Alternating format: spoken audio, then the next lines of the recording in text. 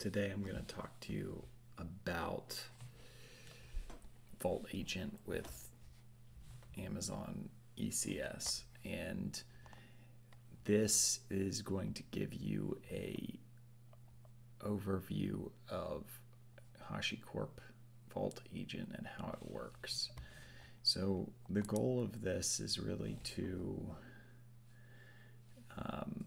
set up an app that retrieves database information, and you don't want to have to refactor the app, and the app can't see your database credentials. So as opposed to having to go into your credential file and renew your credentials every time you want to change them,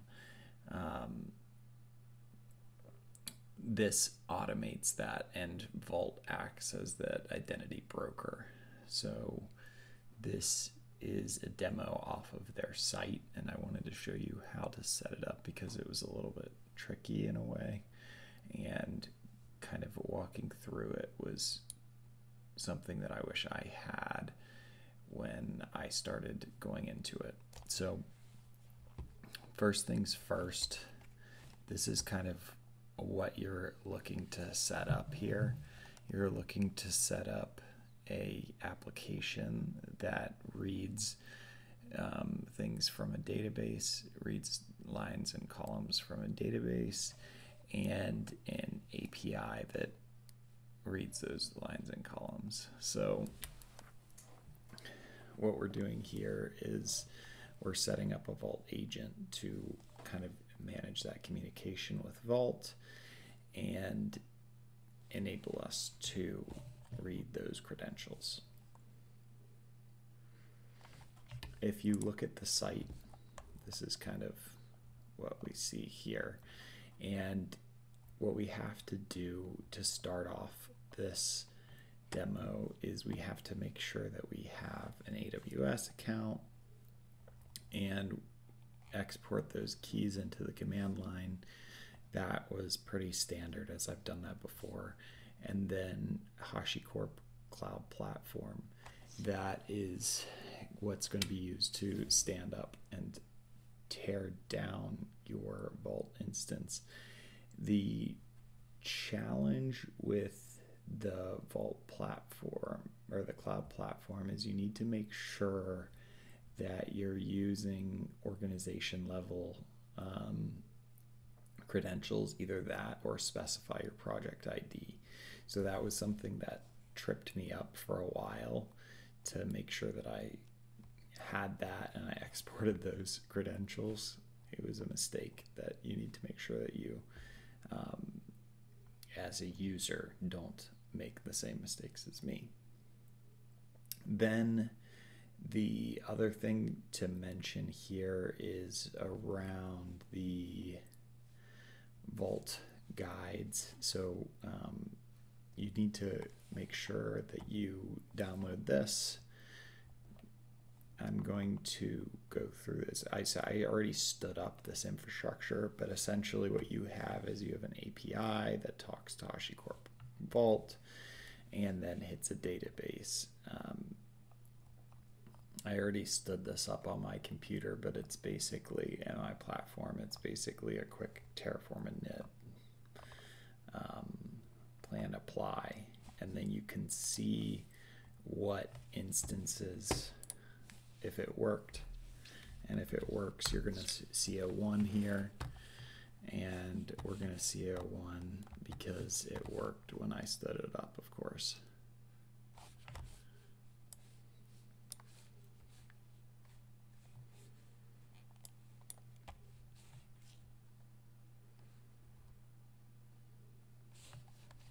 Okay.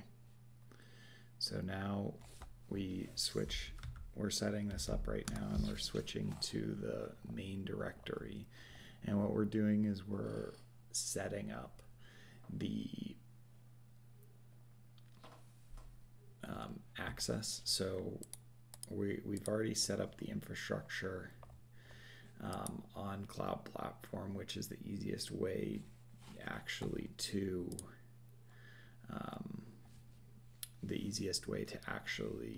deploy HashiCorp Vault, you can simply do it on their website, and it makes it much, much easier. And then each of these different pieces of the application do things like the API hits the database and gets information from that. And so now what we have to do is we have to set up the authentication, because Vault essentially works as our third-party authenticator, our trusted authenticator for our database, so it can manage the passwords for us. It can rotate the passwords.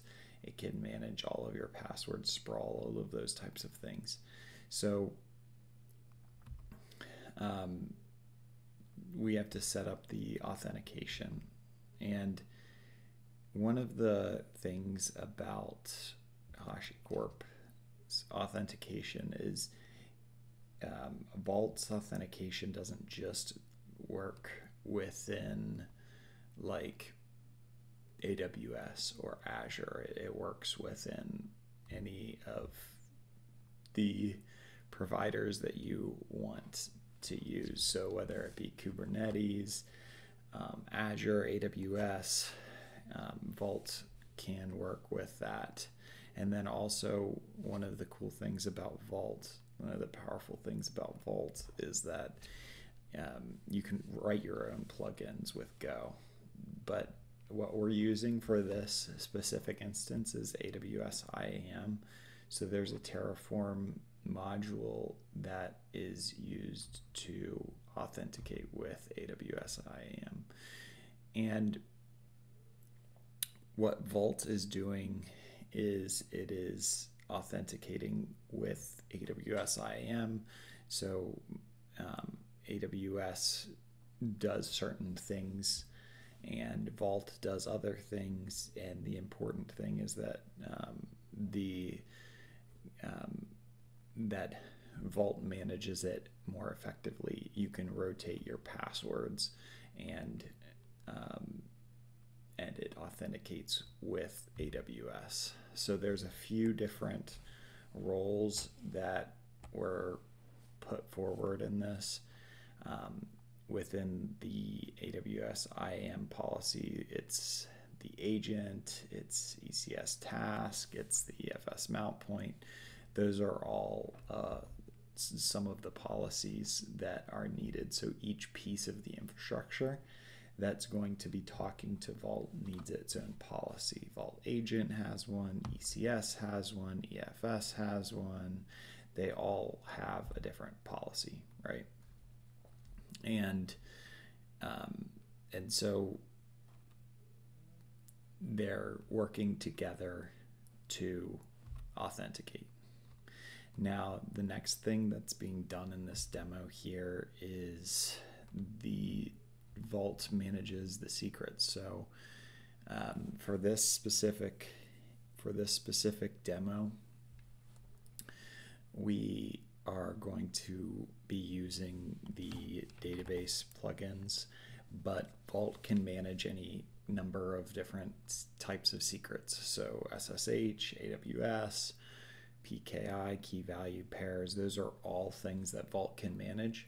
So it's very powerful that Vault can do manage all of these different secrets, not just database credentials, but it's really used for a lot of different things within your environment, and it does them all well. But for this, we're going to be using the dynamic secrets, and we're using the Postgres piece of that. So what we do here is Vault is going to connect and mount to Postgres, and we're going to enable the dynamic secrets, and then we're going to generate new credentials and expire the old credentials automatically without having to do anything. So dynamic secrets is going to manage the credentials. They're going to be ephemeral, and there's a few different pieces of this that are set up in this Terraform file here to enable Vault. dynamic secrets. We need to be able to mount Postgres. We need to be able to get a database connection. We need to have credentials. In this instance, they're rotated every week, and that's a policy that's put forward. And then we also need to, that's what we need to do. So within this demo, if you're looking at the demo, it goes through kind of all of these different things, the key pieces of the Terraform files, and then what we do here is we make sure that we're in the right folder. We export important variables that are going to be needed for these things.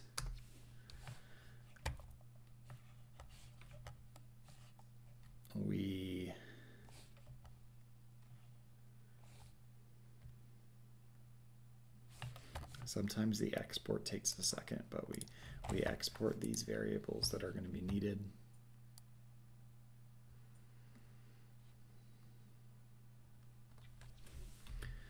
Export more variables.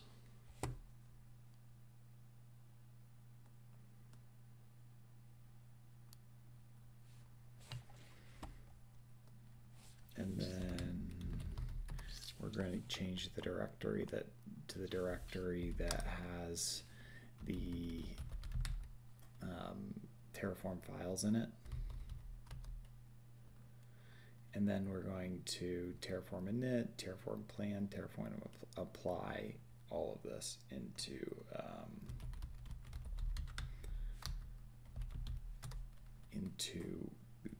so we're setting up right now what I was just talking about. We're setting up the different pieces of this demo, the IAM, authentication, as well as dynamic secrets within Vault. Those are different pieces of the environment.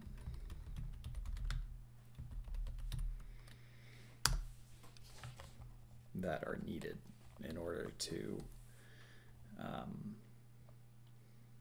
successfully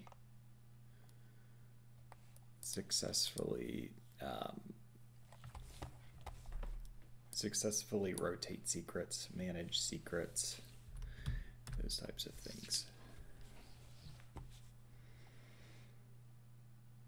So we've done it now, and now what we can do, which is really cool, is we can already use Vault and manage the secrets within Vault. So what we're doing here is we're reading the database right now. We're doing this. We're using the we're hitting this API and authenticating within Vault and hitting the database. And what we'll see is the credentials. We're getting credentials here. So you can see that we're getting credentials, they're expiring, and they're renewable. So very powerful things.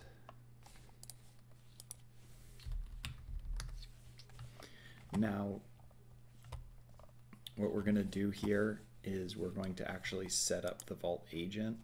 And what the Vault agent does is, so Vault is already set up here, and we're going to actually set up the Vault agent. And this, we're using a template, a Vault agent template, and it's going to communicate with Vault for us, so we don't have to actually make changes in our application. And it's very powerful. So this is the best way, in my opinion, to deploy Vault, is with the agent template. So there's different template configurations. This specific configuration, you can see information about it here. And the application, this points to the application so that we can read the database credentials. And we're going to do this. So this is the last piece of the demo here that I'm going to show you. Excuse me. I'm going to show you. So you can see different pieces of how the Vault agent was set up and in this, but it's pretty easy, pretty simple.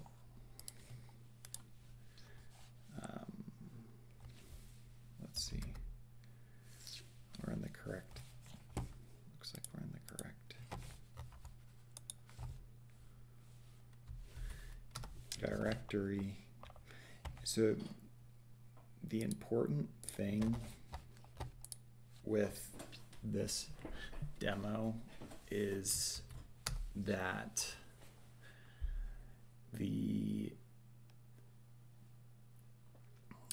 the hardest thing with this demo is making sure that your credentials are all correct with HCP, in my opinion. And then once you do it, you can kind of see how you would use Vault Agent to set up different things within your environment. So if you have an application and you're trying to authenticate and you want to automatically rotate your secrets because your application is at risk of leaking secrets. That is why you would use Vault, and Vault Agent specifically is a way to use Vault where you have to make very limited changes to your application. This is a sidecar container deployed on Amazon ECS. So that is kind of how this one is set up. But I think Vault is very interesting. So I walked my way through, I learned Vault, and I figured I would share some of this because some of it was a pain to actually learn, and there were definitely learning curves involved. And so if you have any questions or anything like that, just let me know.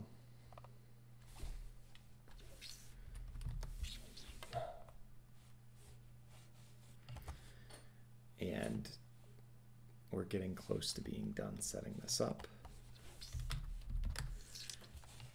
Now it's all set up here right now.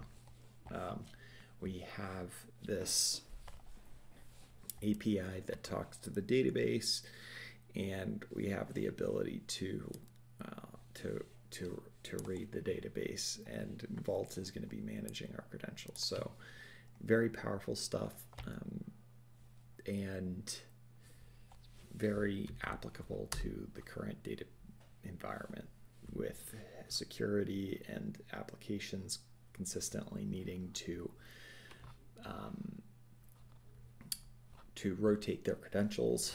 Now this last piece is, you don't want to get too, you don't want to jump the gun here and think that things got messed up, because it takes a couple minutes to actually stand up. You see, it stood up, but it took like a couple minutes to stand up the agent. Now we're going to curl, and as you can see here, we've curled it. The database has information about coffees, those types of things in it, and it's automatically rotating the credentials. It's very, very powerful. So this is how Vault Agent works, and it makes people's lives easier, whether it be DevOps people who are trying to rotate passwords, CIOs who want to increase the security of their environment, all those types of things. It makes